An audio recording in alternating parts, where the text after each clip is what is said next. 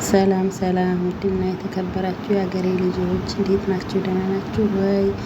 ዛሬ እንደዚህ ጸጉሬን እየተጎነጎንኩ ነው። ጸጉሬን ያው ቅቤ እየተቀባሁት ነው። ቅቤ ደግሞ ከኢትዮጵያ ሂጄ ሳለ አላገኘሁም ነበረ፣ አላገዛሁ ነበር። ያው እኔም የሄድኩበት ሰዓት በጣም ቢዚ የሚያደርግ ነበር። ጥምቀት ነበረ፣ ልደት ነበረ እና አልተመቸኝም ቅቤ ገዝቶ ለመቀባት ማለት ነው።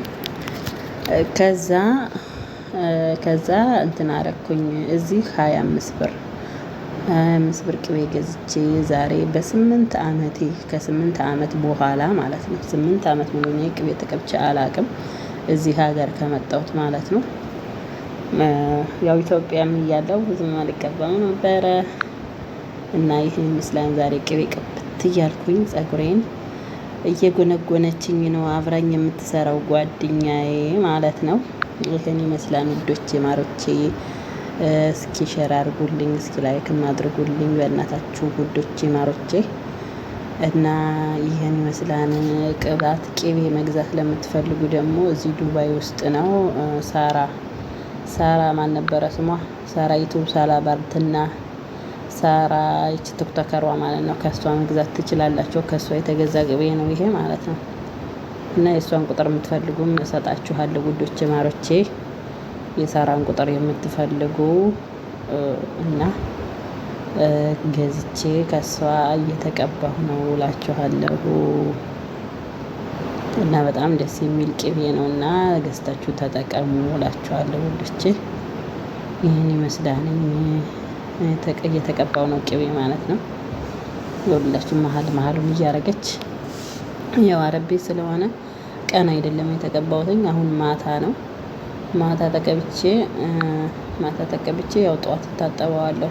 ለምን በቃ ለሊት ጠጥታ አድርጎልኝ ካደረ ነው እንጂ አይመችም። አረቦቹ ጋር ይሄን ተቀብቶ ለመሄድ ምን ስራው ምናምን አይመችም። ለዛ ነው እና ማታ ነው የተቀባሁትኝ እላቸዋለሁ የኔ ውዶች። ይሄን ይመስላል። ፀጉሬን የተጎነጎንኩት ነው።